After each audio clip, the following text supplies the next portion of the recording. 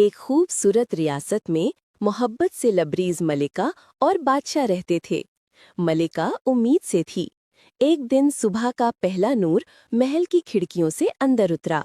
Nurse दौड़ती हुई आई। उसके चेहरे पर हैरत और जोश की मिलीजुली परछाइयां थीं। मुबारक हो बादशाह सलामत, बहुत प्यारी शहजादी दुनिया में आई है। बादशाह ने खुशी से भरपूर सांस ली। नर्स के कदमों में सोने के सिक्कों का पूरा ढेर लगा दिया। खुशी से महल के इस हिस्से में पहुंचा जहां नन्ही शहजादी सोई हुई थी। उसके नर्म माथे पर बोसा दिया तो वो हंस पड़ी। कमरा गुलाब की पत्तियों से भर गया। शहजादी डर कर रोने लगी। एक आंसू गिरते ही चमकते हीरे में बदल गया। बादशाह और मलिका दिल ही दिल में शुक्र करते रहे।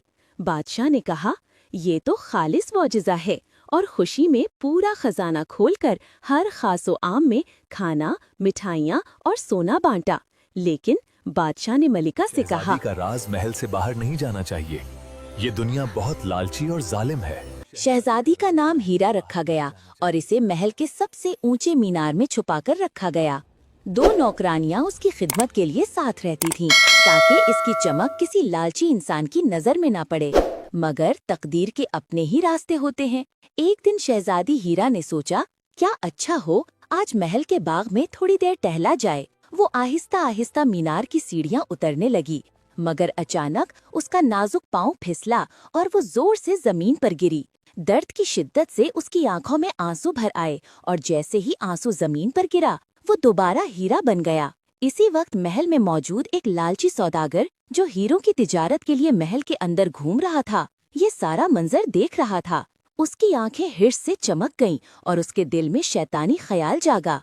अगर एक आंसू से एक हीरा बनता है तो पूरी दुनिया मेरे कदमों में हो सकती है। यहाँ से कहानी का नया मोड़ शुरू होता है। सौदागर के दिल में लालच के बीज बो दिए गए थे। उसने महल के मुलाजमों को वरगलाया और हीरा शहजादी के राज का पता लगा लिया। सौदागर ने महल की नौकरानियां अपने शैतानी मंसूबे में शामिल कर लें।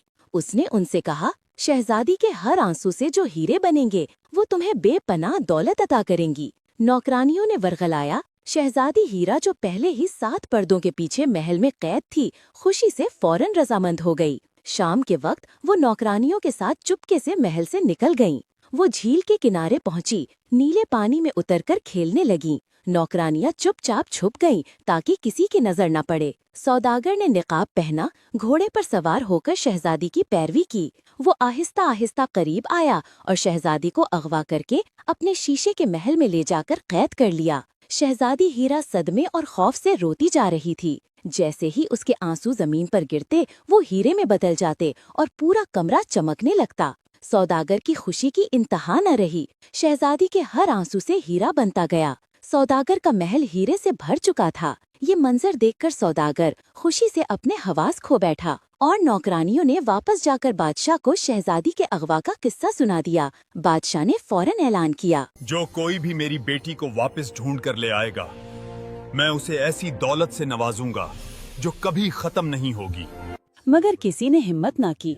इसी दौरान सुनोबर, एक कुमार का बेटा, जो मिट्टी के बर्तनों में जादुई महारत रखता था और गोया अपने हाथों से मिट्टी में जान डाल देता था, इसने ये ऐलान सुना। इसके दिल में शहजादी की मदद करने की ठान गई।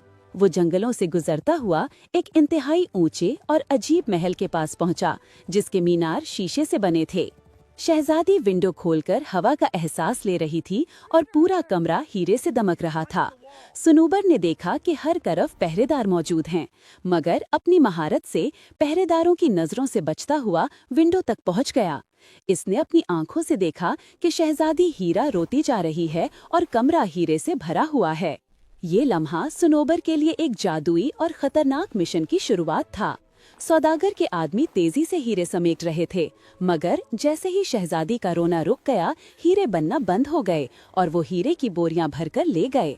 सौदागर बार बार झूठ बोलकर शहजादी को रुलाता। कभी कहता बादशाह को मार दिया गया है, कभी कहता मलका की मौत हो गई है। सुनोबर रोज जाता और रास्ता तलाश करता कि पहरेदारों से छुपकर अंदर जा सके। एक दिन सुनोबर ने हिम्मत करके अंदर दाखिल हुआ। शहजादी उसे देखकर डर गई और घबराकर बोली, चोर! चोर! चोर होता तो चोरी करके चला जाता। मैं तुम्हें चराने आया हूँ। शहजादी हैरान हुई कि पहली बार किसी ने उसे कहा कि उसे हीरे नहीं चाहिए। वो हंसने लगी और कमरा फूल की पत्तियों से भर गया। सनोबर ने एक गुलाबी पत्ती उठाकर कहा, आपकी मुस्कुराहट तो हीरों से भी ज्यादा कीमती है। सच? सनोबर अक्सर शहजादी से मिलने आता और मिट्टी के खिलौने, कभी गुड़िया, कभी भालू लाता, जो बोलकर शहजादी से बातें करते और शहजादी का दिल बहलाते। सौदागर के पास इतने हीरे जमा हो गए कि उसने वजीर और महल के बहुत से लोग हीरे देकर साथ मिला लिए, महल पर कब्जा कर लिया। सौदागर के मुलाजिमों ने खबर दी कि महल में अब हीरे की बजाय फूल बरसने लगे हैं। सौदागर खुद शहजादी के कमरे में आया। उसके पास मौजूद गुड़िया जो सनोबर ने दी थी, सौदागर ने तोड़ दी। शहजादी इतना रोई कि पूरा कमरा दोबारा हीरे से भर गया। जो खिलौने सनोबर लाता, शहजादी उनसे खेलती। उसकी हंसी से कमरा फूलों से भर जाता। सौदागर आता, खिलौने तोड़ देता और पूछता, आखिर कहाँ से आते हैं मेरे हीरों के दुश्मन? एक दिन सनोबर आया, अपनी बांसुरी बजाकर उदास शहजादी को हंसाने लगा।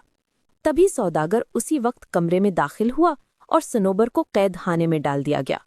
शहजादी हीरा बेबसी से रो रही थी, जबकि सौदागर जोर से हंसता हुआ बोला, अब तुम रोती रहोगी और मेरा खजाना बढ़ता रहेगा।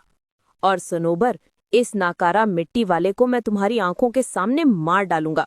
तुम चीखोगी, रोगी और मेरे खजाने में हीरे बरसते रहेंगे। सनोबर को घसीटकर जेल में फेंक दिया गया। रात भर शहजादी रोती रही और उसके आंसू हीरे बनकर महल के खजानों को भरने लगे। अगली सुबह सौदागर ने ऐलान कर दिया, आज सनोबर को मौत की सजा दी जाएगी।